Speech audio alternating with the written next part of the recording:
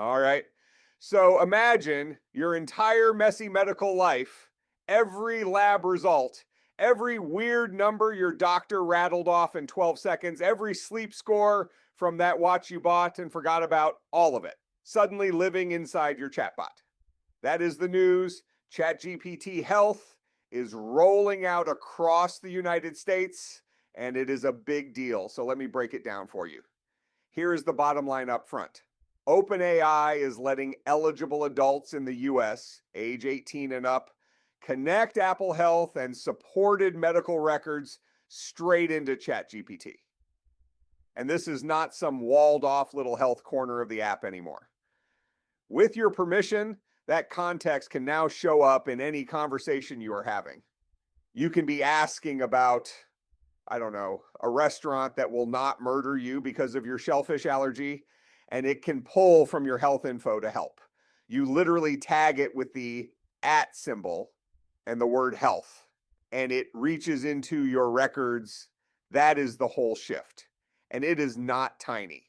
OpenAI says more than 300 million people ask ChatGPT health questions every single week. Every week. That is a small country of people typing, "Why does my knee do that?" into a text box. So this was always coming. So what can you actually plug in? Apple Health, which needs an iPhone, by the way, plus medical records from a bunch of US hospital systems, One Medical and Function Health. And here is a nice detail. Your wearables and fitness apps and nutrition apps, they can feed in too, but only if they share through Apple Health. Now, OpenAI is honest about one thing here, which I respect. Those fancy proprietary scores, your special readiness number, your magic sleep grade, those might not transfer. Different apps, different metrics, so do not expect every shiny gauge to make the trip. Now, let me tell you the genuinely useful part, because there is real value here, right?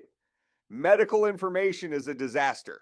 It is scattered across 7 different portals, and after namely its summary, you cannot find a lab table that looks like a spreadsheet designed by a villain, a medication list, and a wearable graph. Nobody organizes this. And a conversational tool is actually good at exactly this. It can translate the terminology. It can line up your numbers over time so you can see a trend. It can help you compare a new lab value against the last one. And this is the one I love. It can help you prep sharper questions before an appointment, because your appointment is 9 minutes long and half of that is the doctor logging in. So walking in with organized questions, that is a real win. That could genuinely make people better at their own health. I am into that part. But, and you knew there was a but, because if I looked any better delivering good news with no catch, it would be problematic. Here is the catch. The risk is over trust. Let me be very careful and very clear. Because this matters, ChatGPT Health is not a doctor.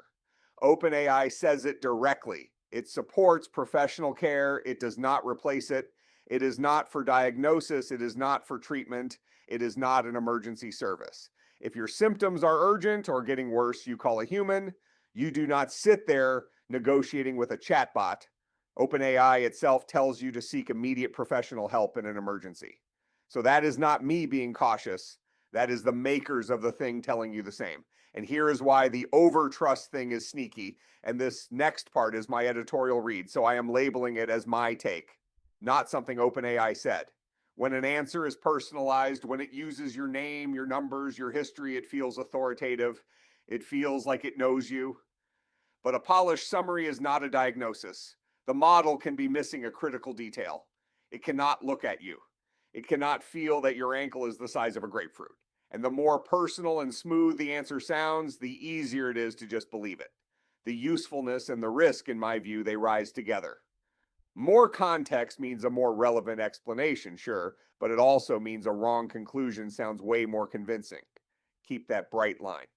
Help me understand this is great. Tell me if I need treatment is a different building. Okay, privacy, because this is your health data and you should be a little paranoid in a healthy way. Let me give you the reassuring stuff first, and I am attributing all of this to OpenAI because these are their claims. OpenAI says your connected medical records and Apple Health Info and the chats that use that data are not used to train their models and not used to target ads. Does not matter what your normal training setting is. They say chats are encrypted at rest and in transit with extra encryption controls on the connected health data. The connection is read-only, which is nice. ChatGPT cannot write anything back into Apple Health. It reads, it does not scribble. And the permissions are granular, which is the good design part. By default, it asks before it uses your records to personalize an answer. You can say yes this once, or you can hand it standing access forever. And that difference, huge. Here is my worry, and again, my editorial read.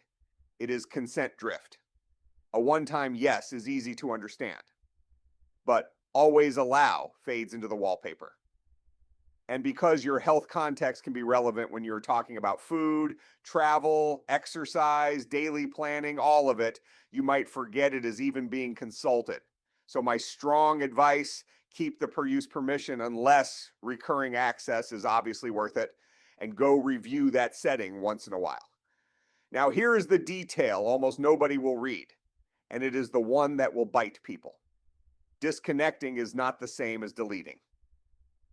Follow me. If you disconnect a data source, OpenAI says the synced data gets deleted from their systems within 30 days. Good. But anything that already got copied into your chat history, a value, a summary, a sentence, that stays until you go delete those conversations yourself.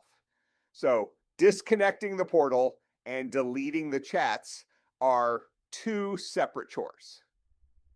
Two separate buttons. If you only do one, you left a paper trail. Make sense? A couple more things worth knowing. The privacy notice says a limited number of authorized people and trusted service providers may access this data for safety improvement unless you opt out. So not used to train the model is a real protection, but, and this is my inference, it is not the same as no human being on earth will ever process this. There is a whole life cycle here. Hosting, cloud, support, safety monitoring. OpenAI does say it does not sell your personal data. Just do not let one comforting slogan do all your thinking for you. Also, memory. This is subtle.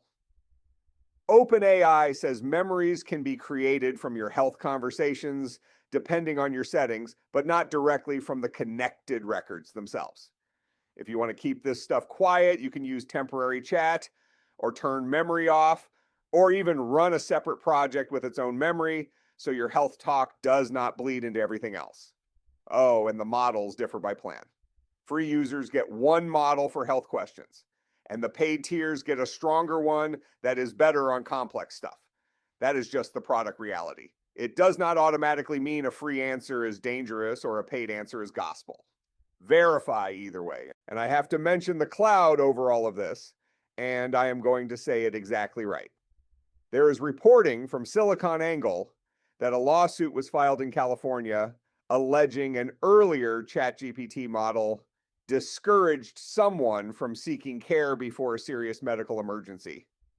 I want to be crystal clear, those are allegations. They have not been decided in court. OpenAI pushed back and said medical decisions should not be based on the chatbot alone. So, allegations and responses, not settled fact. But it is exactly why the do not replace your doctor line is not boilerplate. It is the whole ballgame. So here is where I land. Use this thing as your translator and your appointment prep buddy.